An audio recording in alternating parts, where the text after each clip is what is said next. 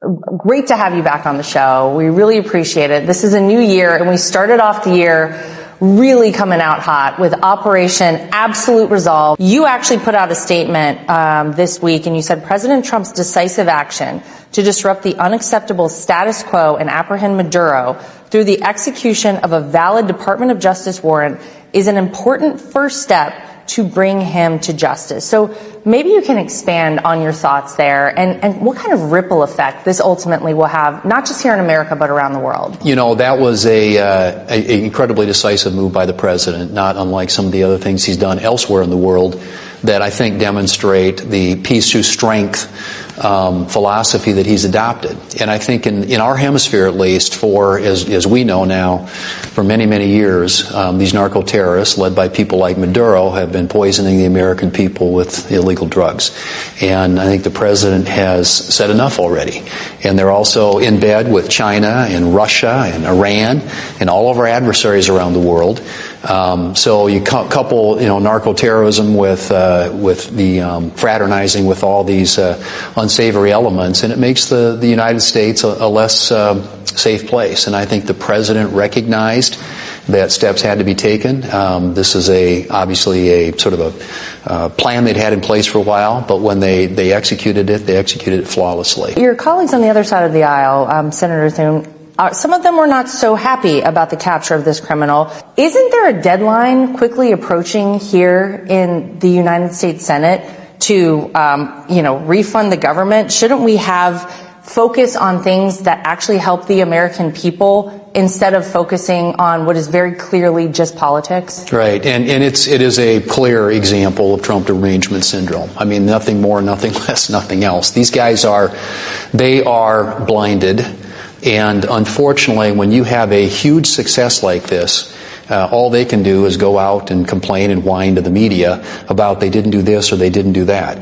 Well, the legal authority exists, and the Democrats, sort of after the fact now, whining about this, I think comes across the American people as really sour grapes. And, you ought to celebrate American military success. You ought to celebrate when our country is projecting peace through strength. Well, speaking of the government shutdown, the deadline is reapproaching. So what is going to happen when that deadline approaches? Where are things going to go this time? Are they going to shut it down again? I mean, they're just arsonists. They're running for president in 2028, and they're trying to get attention. But I think the majority of Democrats in the Senate, maybe not the entire majority, but a big number of Democrats in the Senate, don't want to go through another government shutdown and realize it's not in the best interest of the American people. So I'm hoping that we'll see at least some constructive engagement with them in a way that enables us to fund the government, do the basic things that we need to do, and then we can have our big, we're going into an election year, this is 2026, but let's do the basic things that the American people expect, and funding the government is one of those, and I'm hopeful that we'll have some cooperation from Democrats. 2026 is actually going to be the year where the American people start to feel truly the impact of all the positive things that were in the one big beautiful bill. So maybe you can give people an idea of what they're going to start experiencing starting this year. It's hands down, nothing even close, the most consequential piece of legislation that I've seen in my time in public office.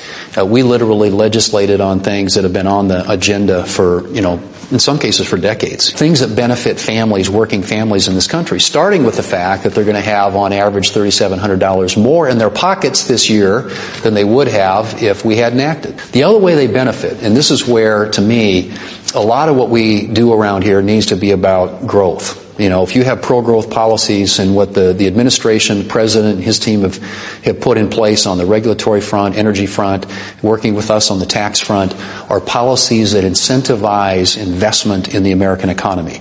And when people are investing in our economy, the economy is expanding and growing. It's creating better paying jobs. Incomes go up. Wage levels go up. So couple the pro-growth policies on this side with the working families tax provisions that we had over here. So that we are set up for success. Well, one of the things that the Democrats brought to the surface and that was talked about quite a bit during the shutdown was health care. Right. So is there any update you can give us on that? If you look at just since Obamacare, those exchanges went live a little over 10 years ago, the cost of health care in this country is 3 times the rate of inflation, 3 times the CPI. I mean, it's exploded. So this whole idea that this is going to save you money or you're going to have, you can, if you like the plan, you can keep it all. None of those were all lies. None of it came true. And so I think that the Democrats have a record they're trying to defend. So what the president has said, rightly, is let's come up with a new model, a new business model that actually puts the money in the pockets of the American people where they have optionality and choice and where there's competition for their dollars in health care so they can spend it wisely and well and get a good return on their investment. I think something like that is long overdue. And the question is, will the Democrats are they willing to acknowledge what a failure Obamacare has been? And are they willing to move forward with a new business model that puts the American consumer and the American patient back in charge? It's one of so many promises made and kept by this president, all in just 1 year. This is the beautiful rotunda where, Leader Thune, about a year ago, we saw the president kind of right here inaugurated in that amazing ceremony. How do you feel like the Republican Congress has been able to work with the president to really enact his agenda? Because I think it's been successful. There's an excitement and hopefulness and optimism that comes at a time like that, and then the hard work starts, and we had to execute on all the things the president campaigned on. But I think we had a very successful and productive year, and I think he can look back and hopefully with great pride, not only on the things that he did through his administration, the things he can do by executive action, but also his relationship with us. Well, if you had to use one word to describe the 2025 legislative session, what word would you use? And what is your hope to be able to describe 2026? Well, I think 2025, if I use the adjective incredibly impactful. I think these are the things we did are things that, like I said, that's the most consequential piece of legislation we've done in my time in office. And some people would argue that's way too long, but it is something that I think if you look generationally, you will look back on and say all these things that we accomplished. And I mean, the biggest spending reductions in history, as a part of that legislation too, and something that if you're a fiscal conservative in this country, something you've been aspiring to for a long time. So, I would say impactful 26,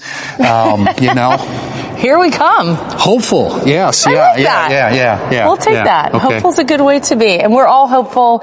It's a new year. It's a great year. There's so much great that has happened so far. And I do think Americans are hopeful. So that's a great word. Well, I think the American people, by definition, are kind of an optimistic, hopeful people. Yes. And that comes from people like me whose ancestors came from places like Norway, Scandinavian countries, where life is hard, or was hard at the time. But I think when they come to America, it's that aspiration that goes back to 1776, and we're going to celebrate the 250th anniversary of the country this year. Yes. And it was that belief in an idea. And that idea is still relevant. It's still here. And the American people, we want to do everything that we can to help them embrace it for their kids and their grandkids in the same way that those who came before us did for us. And so many of them are here in this room behind us. They are indeed. Yeah. Amazing. Yeah. In fact, see here. They point some of this stuff out to you. Oh, I don't know. What do I need to know? So the guy who painted this, do you guys know this story? Oh, you know the story? You tell us the story. Well, no, but I mean, it starts over here because it's like Columbus, right? And the New World, and then it kind of ends with Orville and Wilbur Wright. But they started the painter Constantine Brumidi. He's painted all this, and he comes over to this tree over here. You see that tree there? Yeah. Well, they fired him.